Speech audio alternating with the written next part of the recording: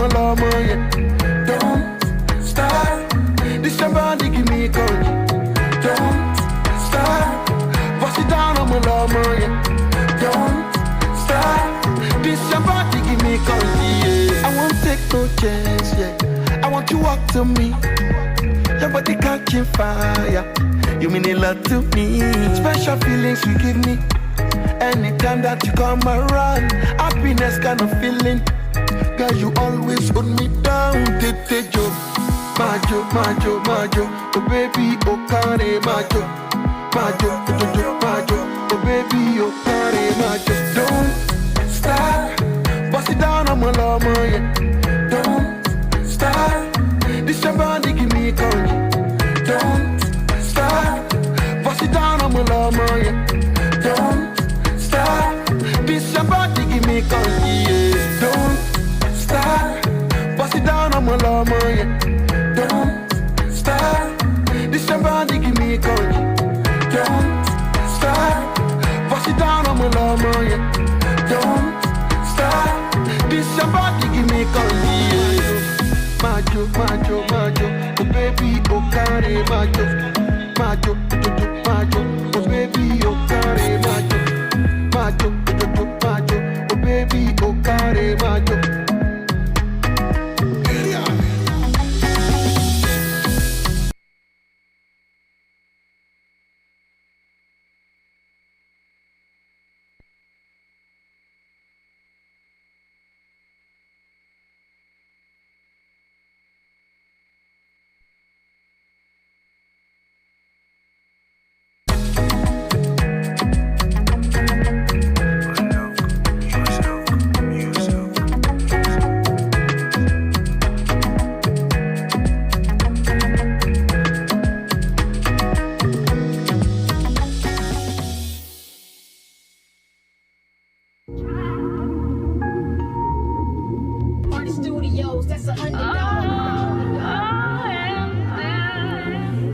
There was a time when my heart said no.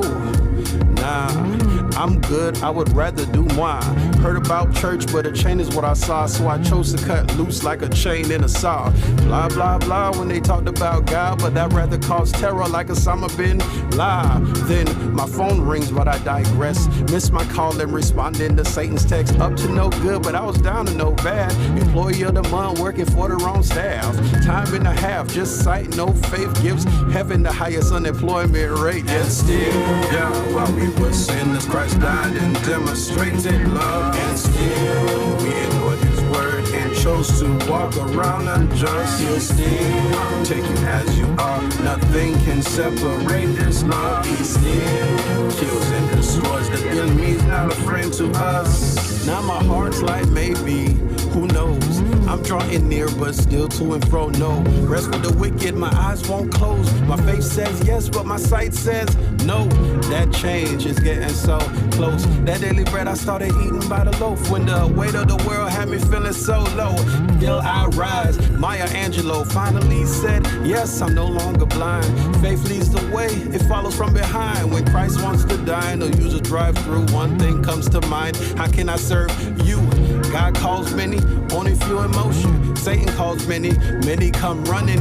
Evil mimic God's image just to keep you coming, but I mimic God's image just to keep it running. Still, yeah, while we were sinners, Christ died and demonstrated love. And still, we ignored his word and chose to walk around unjust. He'll still take you as you are. Nothing can separate this love. He still kills and destroys. The enemy's not a friend to us. And still, yeah, while we were sinners, Christ died and demonstrated love. And still, we ignored his word and chose to walk around unjust. He'll still take you as you are. Nothing can separate this love. He still kills and destroys. The enemy's not a friend to us.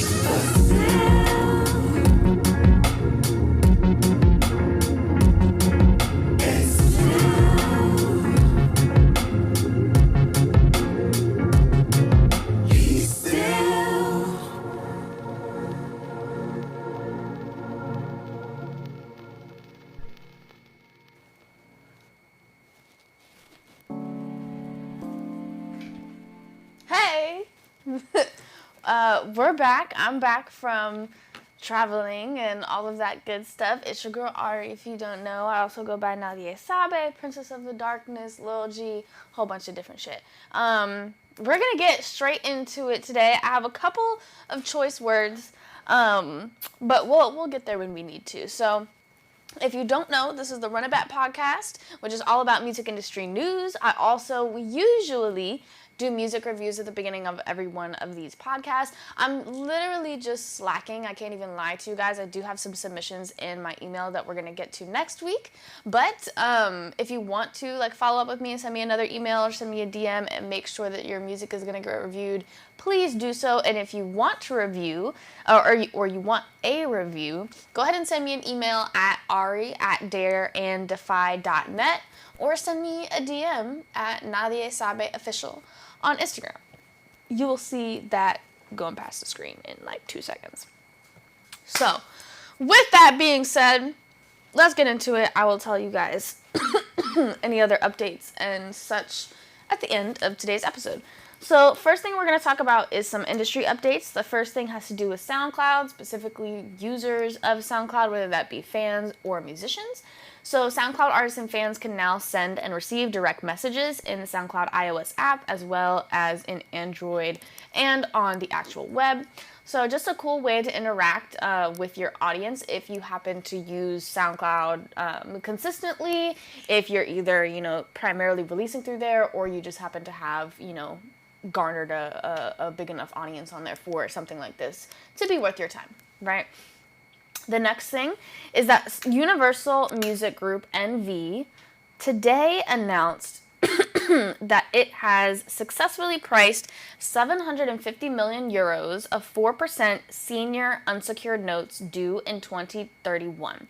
This offering is expected to close on June 13th, 2023, subject to customary closing conditions. The notes will be issued from the company's Euro Medium Term Note program, listed on Euronext Amsterdam, and then sold to investors outside the U.S. in reliance on Regulation S under the U.S. Secretaries Act of 1933, as amended. The proceeds from the issuance will be used for refinancing of existing indebtedness and paying for their transaction of fees and expenses.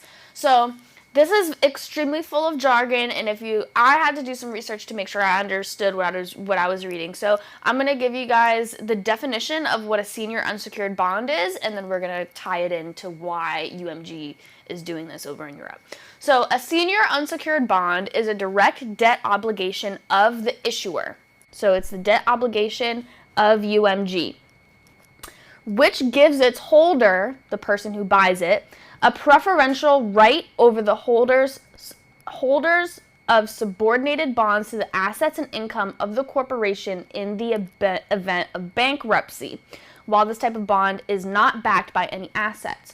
So the collateral that goes behind the purchase of this bond, the investment from another company, is that if UMG goes bankrupt, they are owed something. That's at least my understanding of this, right? Finance is not my specific, specialty, but I do think that this is pretty interesting because it shows that UMG specifically, their European division, might be in a little bit of financial trouble. Obviously, they, are looking for solutions to bring in capital quickly in large amounts of it, right? And usually when you have to do that, it's because something happened. You know what I mean? So we'll see how this moves forward, but I think this is really interesting, and it just shows you the kind of dealings that happen between companies and with investors, these big wig, very powerful type people that has literally nothing to do with art, nothing to do with creativity. It's all about numbers and finance, So, moving forward, in a statement released on June 5th, Sahar, I'm going to butcher this, El Habashi, VP, head of podcast business, said that Spotify would be reducing its headcount in its podcast division by 200 people, representing about 2% of the company's total workforce. So more people losing their jobs. I remember we were talking about that a couple episodes ago. And then finally, for the industry update sections, Beyond Music revealed today, Monday, June 5th, that it has raised $170 million in a strategic fundraising round and plans to use that capital to acquire rights to evergreen songs. Beyond Music is an Asian rights management company, if you were wondering. Okay, y'all. So this is where I have the choice words that I was talking about earlier when we're talking with Web3. We're going to brush past it quickly, but I have a bone to pick, y'all. I have a bone to pick with my journalists, okay? I love you guys. I would not be able to do this series, this podcast without you. Absolutely. But I need you guys to fucking get a grip when it comes to AI, okay? There's no reason why, like, literally 8 out of 10 fucking articles that were published in the past 2 weeks that have to do with the music industry were fronted by AI. There's a lot of other shit to talk about. I understand that we're all worried about it. We're stressed about it. I've tried to tell you guys, you know, and we reiterated that point on the last episode when we were talking about the Music Business Association. There definitely needs to be conversation about AI, but I do not want us as an industry to be so worried about this big bad wolf that we forget that there's fucking foxes. You know what I'm saying? There's other shit for us to worry about. There's other things for us to stay up to date on. And yeah, so I was frustrated doing research this week because I was like, I know that there's more for me to talk about, but sifting through the AI fucking drama is just, it's a lot. Okay.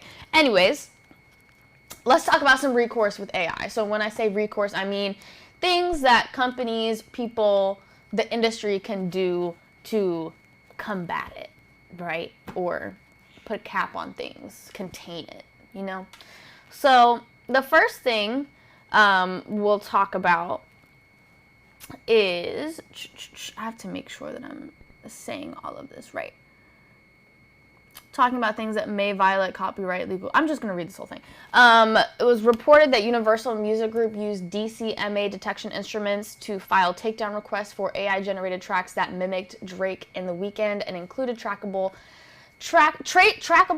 tags from producer Metro Boomin, for instance, but the precise manner AI-generated music is educated on a human artist's work remains to be outlined. It may violate copyright legal guidelines. We don't always have information about how the song is composed with AI and how the software works, explains Mene Bach.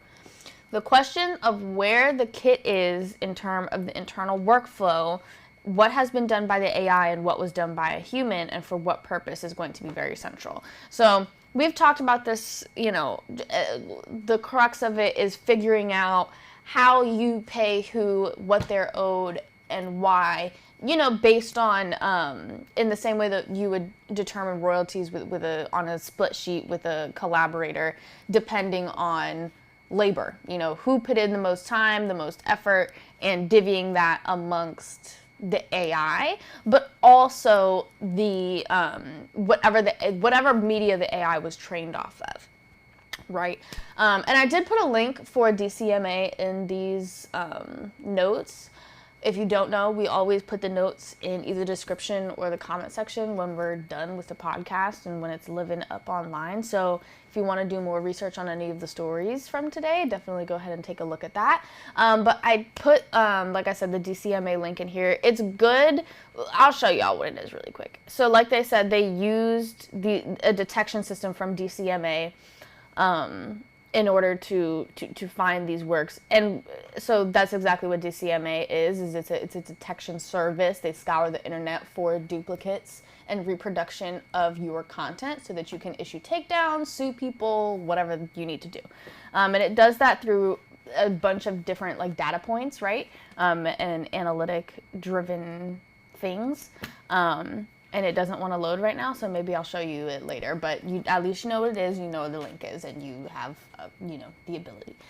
Moving forward, the next thing that they talk about on here is the right to publicity and publicity regulation. So what that does is protects a person's ability to regulate the business using their private traits. This may be a useful gizmo for legal professionals looking to guard artists from AI-generated copy.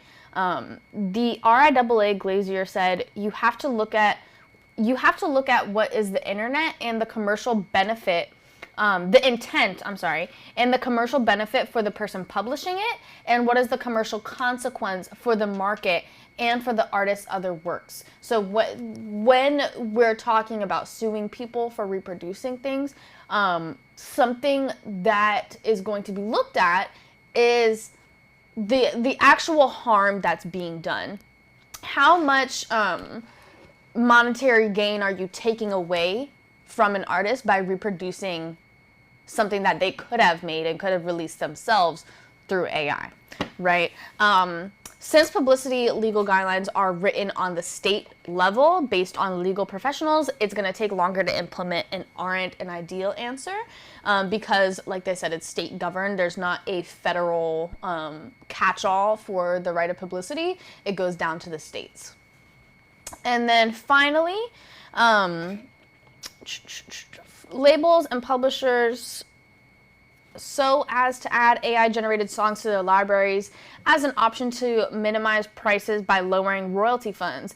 If you're a digital platform and you want to increase your bottom line, you create AI technology that can create functional music and add it to your playlist, thus passing 10% of your total content cost to your bottom line, Bromley explains. If an organization desires to work with the music enterprise and be on the correct facet of historical past, they will not. Record labels are already looking at ways to regulate streaming platforms when it comes to AI tools. Universal Music Group sent letters to Spotify and Apple Music in March requesting that they stop artificial intelligence companies from using their catalogs AI to train AI models. And we talked about that a couple of episodes. But I believe, to summarize all of this, pushing for DSPs and streaming services to have protocols on these things and not actually allow AI-generated music. And that's a whole other thing because how do you know, there's going to be a lot of upheaval when it comes to AI and the learning curve that we're all going to have to be on. Okay, next thing is DropTrack. It's an AI-powered software tool designed to help record labels promote their music. With the platform, you can keep your entire catalog and your music and metadata in one convenient location, making it easy to manage and share with industry influencers. I want to make sure that we're highlighting that they're calling them industry influencers and potential fans alike. Reach the right audiences and get your tracks noticed by the people who matter, whether you're looking to promote your latest release or discover new opportunities for your entire back catalog. DropTrack has everything you need to succeed. DropTrack helps you get your music heard by industry influencers and uses AI to discover the best opportunities for your songs and personalize your outreach. We present your music in a professional format with your logo and branding. So, new company in the space of Web3 using AI to input the user information, honestly, like acting kind of like an agent, right? So scouring the internet for opportunities, jobs that match whatever the fuck you put into their system, right? And then I'm sure there's a fee for it, whatever the situation is. I think it's interesting, and I wanted to put it in here because it shows some of the developments that are happening and gives us kind of a glimpse of what we can expect moving forward.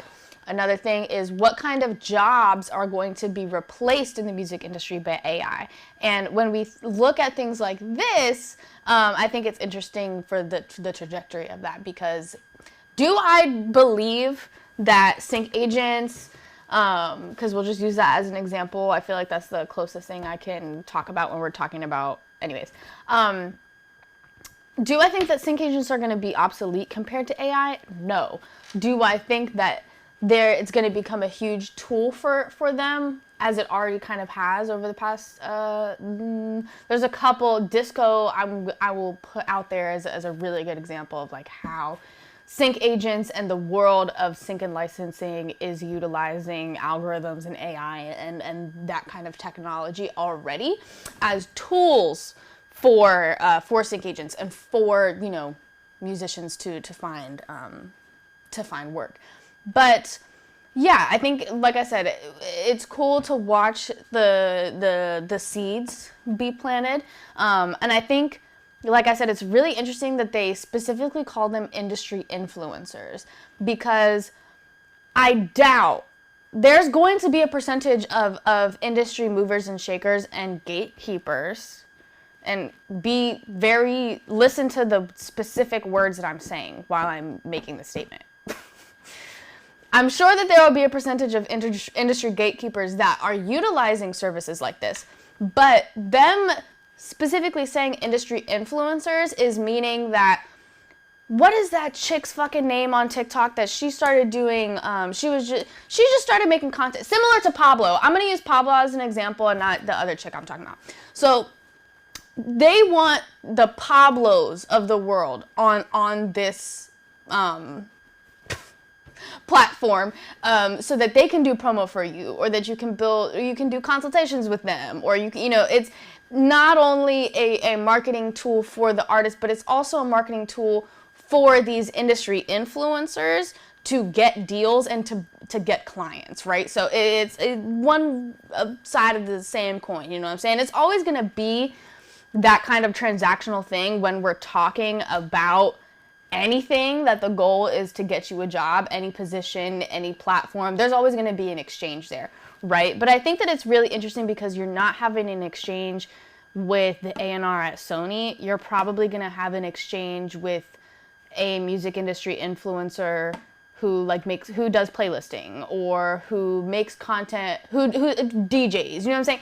Think about the music industry influencers that you see on your timeline. What are they talking about? What are their actual positions? Me, you know what I'm saying? I'm not really an industry influencer because I'm not like popping like that, you know what I'm saying? But in terms of the work that I do other stuff, but the radio, like, you catch my drift? You see what I'm saying? I'm going to move forward because I'm rambling, I feel like, at this point, and I hope that you got the point. Okay. Ooh. Okay, I think this is cool too. So, to briefly sum this up, the third story when it comes to Web3 is that we can use AI not to generate music for sync and low-cost music for sync, but to find low-cost music for sync. So the last time that we talked about how many songs are released on Spotify every day, we were at 100,000. And now we're at 120,000. So much music coming out all the time. And there's a huge fucking back catalog of millions and millions and millions of songs, right?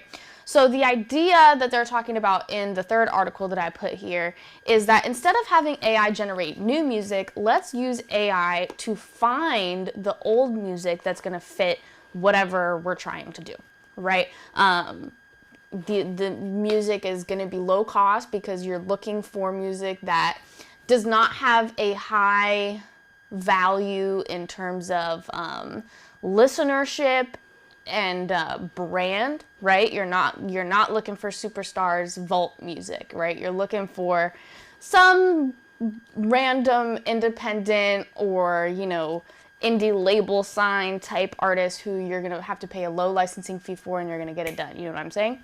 And I really love that idea, and it just continues to, similar to the story we talked about before, thinking about how we can use AI as a tool instead of a solution, if that makes any sense, right? We don't want to solve anything with AI. We don't want to replace anything with AI, but we do want to use it to make our industry better, more efficient, more productive, so on and so forth.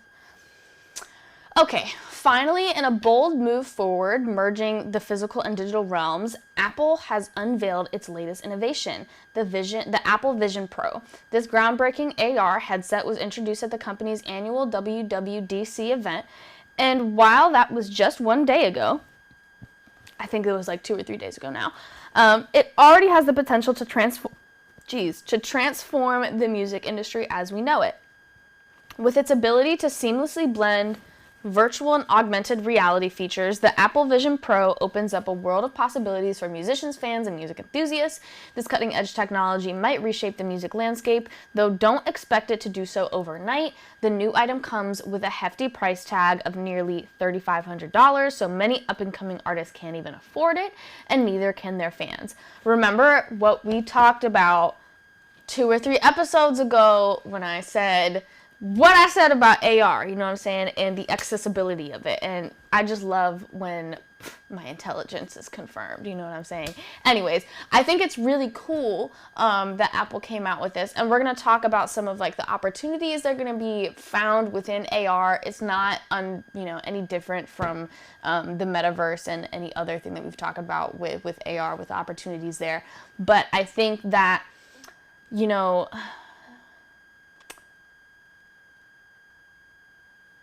there's two things.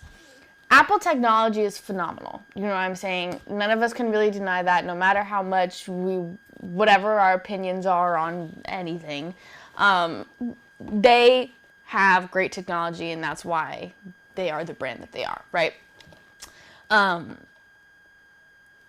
Also, them being the brand that they are, I think that this release is going to see way more adoption than anything in AR that we've seen in the past with like Oculus and anything like that, because there's a sense of trust with Apple. You know what I'm saying? Most of us did not pay for our phones in full. You know what I'm saying? The general working class public. Most of us you're probably paying your plan for your phone with your plan for your phone, if you know what I'm saying. Apple is expensive, period. And still the general public does what they need to do to get these products with these fucking apples, because it's Apple. You know what I'm saying? So I think that we're going to see a little bit more of an adoption of this. And I think that might push things a little bit forward. With that being said, here are the opportunities within AR, right? Immersive concerts, enhanced music videos, virtual bands and band members, interactive music business education, or music education rather, and collaborative songwriting. So once again, it's no different from anything that you could do within the Oculus, but because it's Apple and because, it's fucking Apple, I personally feel like there's going to be more of an adoption, more of an interest, and more of a trust with it, right? But there's also a lot of people who are extremely scared and think that this is just not good, right? Okay, biggest part of today, what time are we at? 11:45, let's get through this, okay? The nominations for BET have come out, okay? So I'm going to do what I think is going to happen, or what I think should happen, and then we're going to revisit and we're going to see what I was right about, what I was wrong about, all that shit. So first, we have Album of the Year. The nominations are Anyways, Life's Great by Glorilla, Breezy Chris Brown, God Did DJ Khaled, Her Lost Drake and 21 Savage, Mr. Morale and the Big Steppers, Kendrick Lamar, Renaissance Beyonce, SOS SZA. I have a bunch of notes. Mr. Morale, Renaissance, and SOS are all 10 out of 10 albums for me because of my personal taste. They are masterpieces. They are masterful works of art. And if any three of those win, I will not be mad. And I think that they should. And I think that they will. Now, I would also not be upset if Her Loss from 21 Savage and Drake won. To me, that is an 8 out of 10 just off the sheer hit count that is in that work. And the fact that it was a really, really, really refreshing collaboration that I think that they are a phenomenal duo, and I have really enjoyed the music that they've created together. And like I said, I think it was really refreshing. From like Drake, I see as an OG now, and 21 Savage, I feel, is just a long-term star, right? And I just love seeing them do that. God Did DJ Khaled, I also wouldn't be upset if it won, because once again, plenty of hits on there. The skip to repeat ratio is pretty good, you know what I'm saying? And then I also would not be mad if Glorilla won. Same thing. I like it in personal taste. It's not specifically all the way for me, but she got plenty of hits on there. She was very smart with the way that she curated this, and it's very raw. It's very honest. It's an extremely truthful piece of work, and you really have to listen to what she's saying in order to enjoy this album, because it needs to resonate with you. If you're not into Memphis Crunk, you really got to resonate with what she's saying. And then the one that I will not accept winning is Breezy from Chris Brown. It's old, it's tired, it's repetitive, it's nothing new. I feel like I'm just bored. I was so fucking bored. And it's so long. It's so long. And it just has the same shit on it. There's a couple pieces of versatility, right? But it's still the same old Chris. You know what I'm saying? There's no experimentation. There's nothing new. And it just was boring as fuck, man. Okay.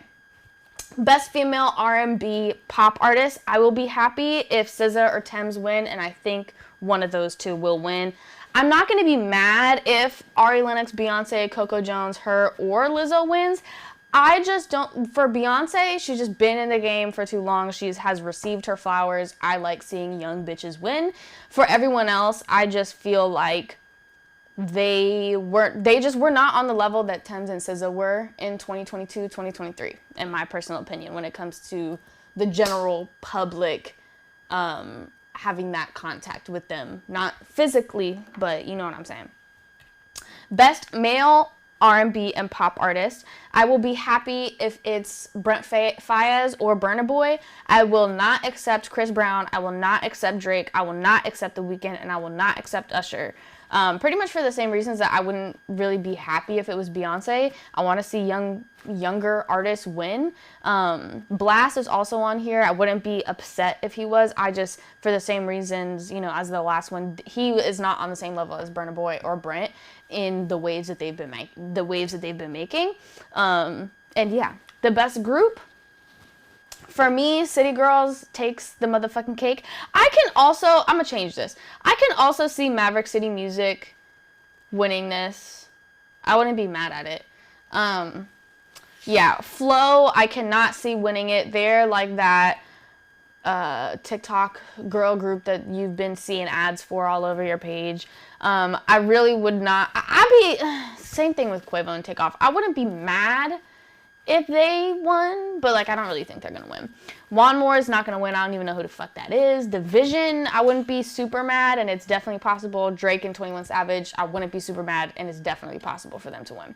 Best collaboration, in my opinion, that's fucking Boys a Liar Part 2, Ice Spice and Pink Panthers, but that's just my personal taste. I would also be not surprised and not mad if Tomorrow 2 with Glorilla and Cardi B won, and I would not be surprised and I would not be mad if Wait For You with Future and Drake and Tems won.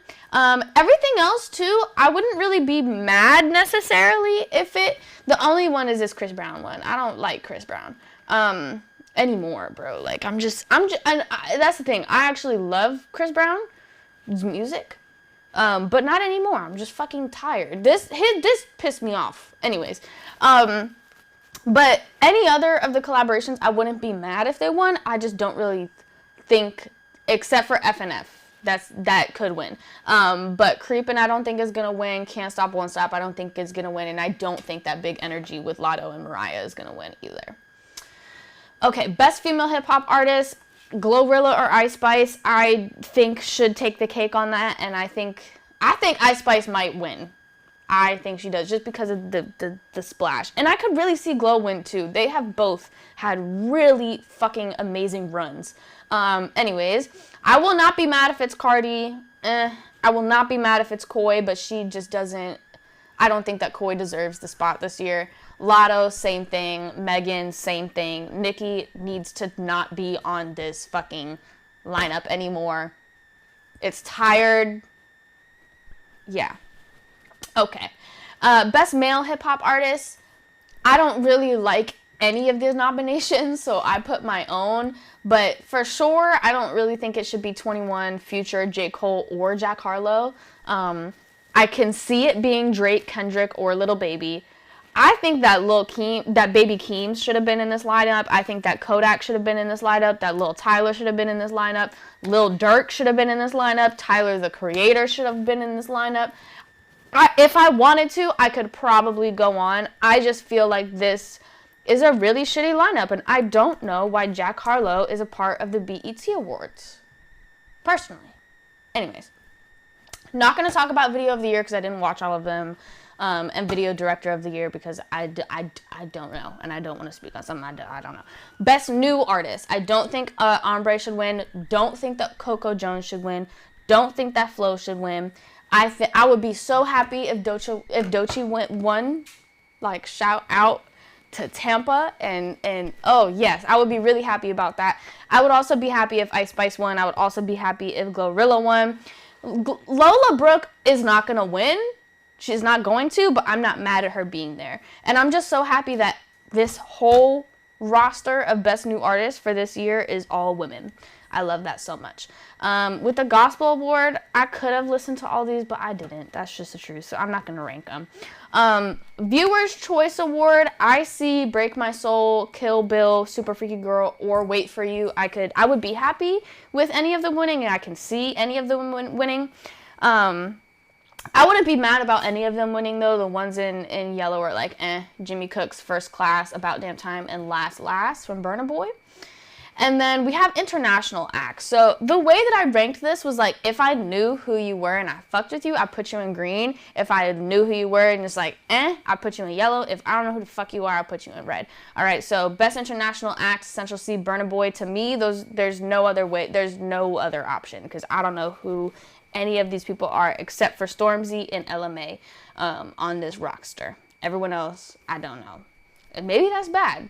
Educate me. But you know what I'm saying? When it comes to like Best International Act, I'm just like, if I don't know who you are, you're probably not big enough to win over someone who's doing huge numbers.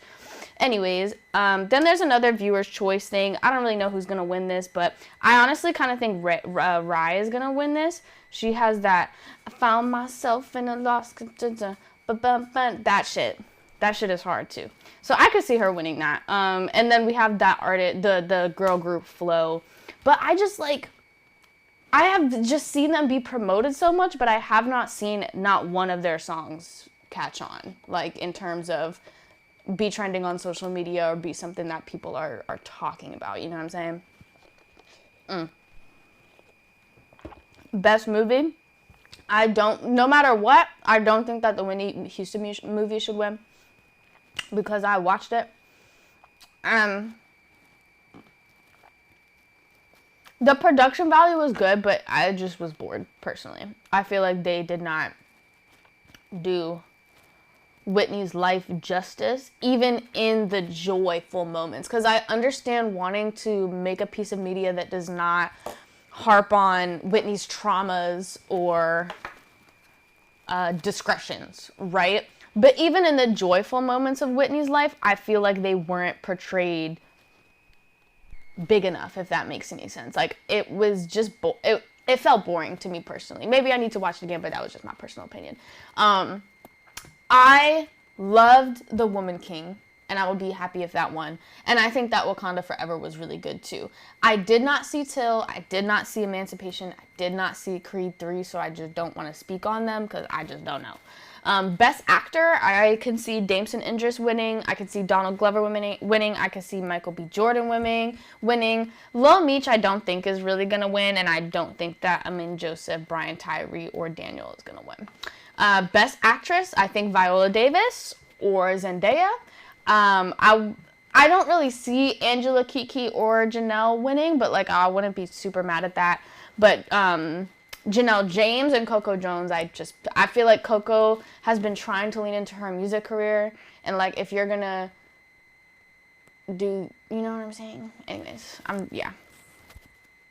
the Youngsters Award, I think should go to Marsai Martin. That bitch is amazing and so smart and so amazing. Sportswoman of the Year, I can see this going to Sha'Carri, Naomi, or Angel Reese. I can also, I don't really think anyone else is going to win, other than maybe Serena Williams, because it's Serena Williams, but same thing with the musical artists. It's like, I want to see the young girls win, because Serena knows she's that bitch, you know what I'm saying? Anyways, when we have Sportsmen of the World, I probably shouldn't have done this, because I'm not, like, into sports. I'm taking this solely off of, like, my ignorant idea of what I think sports is, right? So, I can see Aaron Judge, Bubba Wallace, and Patrick Mahomes. Everyone else, LeBron James, Stephen Curry, Jalen Hurts, Gervonta Davis. I don't know. I just don't. My intuition just does not feel as though they're going to win. So, we'll see. Finally, we have two more artist accomplishments kind of things that we're going to talk about. That's all of the nominations, though, for the BET Awards. So I'll see you guys in a couple of episodes when we recap and see who actually won and if I was right on anything. But Lil Durk nabs his 4th consecutive #1 on Billboard's top R&B hip-hop albums chart as Almost Healed debuts in the top spot of the chart. That was dated on June 10th. The project launches with 125,000 equivalent album units earned in the week ending June 1st, according to Luminate. Luminate is the company that tracks and updates Billboard, if that makes sense. And then finally, in like the artist accomplishment sphere of things, Latin music superstar Karol G has partnered with Interscope Records for her future recordings. Karol G first signed with Universal Music Latin Entertainment in 2016, and the partnership with Interscope, according to the announcement, means that the artist is reaffirming her long-term relationship with UMG. All right, we have one singular death to talk about today. We haven't been doing this recently because they haven't been popping up on my alerts and shit. But we do honor folks if I see them and I see like, hey, this was someone in the industry who just recently passed. We'll talk about who they were, what they did, just to pay, some respects. So Cynthia Weil, one of the most successful songwriters of the 20th century pop music industry, recently passed away. This was confirmed by her daughter. She was 82 years old. She was born October 18th, 1940, to a conservative Jewish Brooklyn family. Miss Weil was trained as an actress and singer before turning to songwriting, where she was a protege of Frank Loesser. In the summer of 1961, Miss Weil married Barry Mann, a fellow songwriter, cementing an artistic collaboration that would become one of the most influential in the mid-century era of rock and pop music in the United States. One of the duo's many successful songs, some of their most popular, included On Broadway, Walking in the Rain, You've Lost That Love and Feeling, We Gotta Get Out of This Place, You Are My Soul and Inspiration, Make Your Own Kind of Music, and Here You Come Again. So, as per usual, when we talk about these things, my respects to any fans of her work, family members, anyone who, is saddened by this loss. And shout out to her for being a boss babe who wrote some dope hits. On that note, that's it, y'all. That's it. We were mainly just focusing on BET because, like I said, these industry journalists don't want to talk about anything other than AI, and I don't want to say the same things over and over again, and I feel like that's what it's becoming with AI, because it's like, no matter what the idea is or the company, like, it all comes back to the same point, the same shit, at least my own personal opinions, you know what I mean?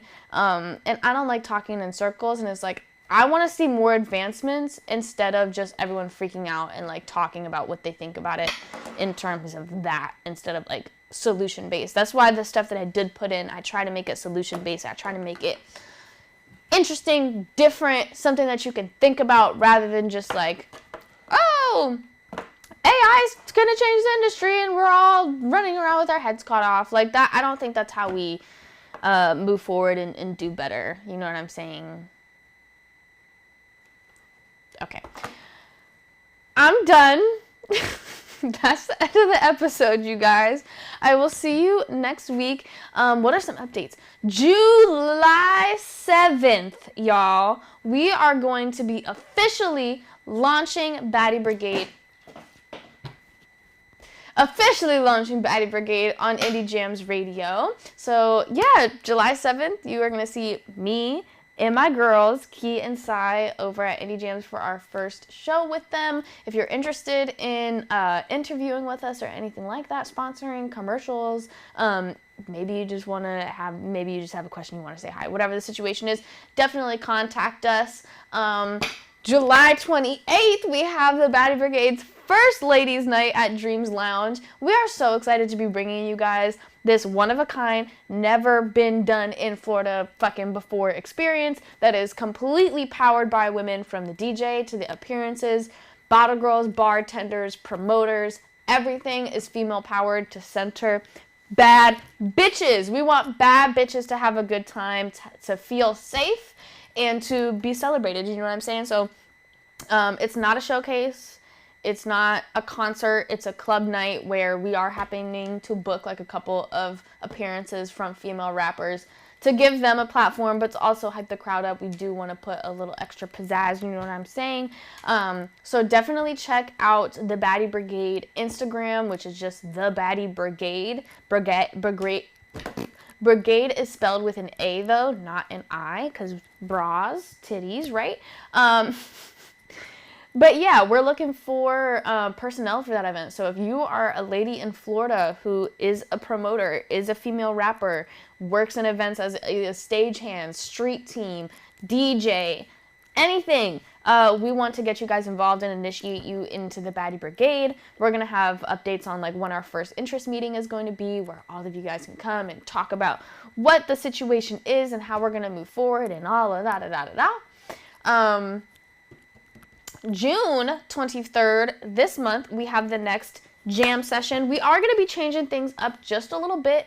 We're going to have sign-up sheets. We're going to have time slots because we need to put some order in this thing, you know what I'm saying? I love the space that we've created of just free-flowing art, but we need to make sure that every person who comes into the space is respected and given the time to do their thing, you know what I'm saying? So we're going to implement some rules. If you haven't been to the jam session before, come through. It's a donation-based event, which means if you got $1, you can come in. Even if you got 50 cents, you know, we work with people, you know what I'm saying? The goal for the event, though, is to just have space and time for people to create art together for real and just be happy and love each other, you know what I'm saying, through music. So yeah, we're in this space, not this exact space, but this building here, Inner Space Orlando, which of course I'm almost gonna forget. Shout out to Inner Space Orlando for being, look, I only have one shoe on. The amazing studio that sponsors the Run It Back podcast, and the reason why we're so dope, this great setup, this amazing backdrop, these lightings, everything.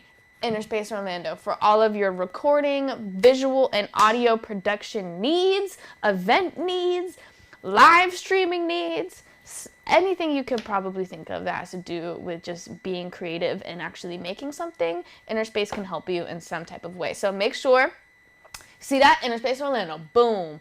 Yeah, go follow them, contact them if you're in Orlando and Florida, and build that relationship.